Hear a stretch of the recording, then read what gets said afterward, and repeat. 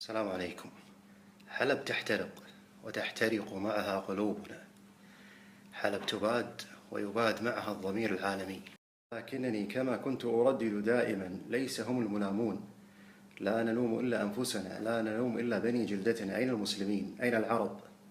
كان عمر رضي الله عنه يقول: إذا ذهب الدين فأين المروءة؟ هل ذهب الدين وهل ماتت المروءة؟ حق قول الشاعر: مررت على المروءة وهي تبكي فقلت علام تنتحب الفتاة، فقالت كيف لا أبكي وأهلي جميعا دون خلق الله ماتوا.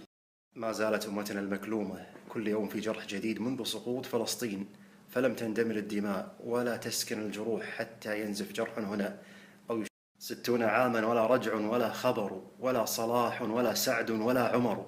60 عاما وتبكي من مصائبنا أوطاننا ويضج الصخر والشجر.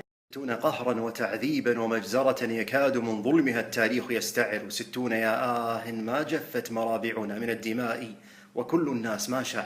60 دمع الثكالى لا يشابهه على المصابين لا سيل ولا مطر.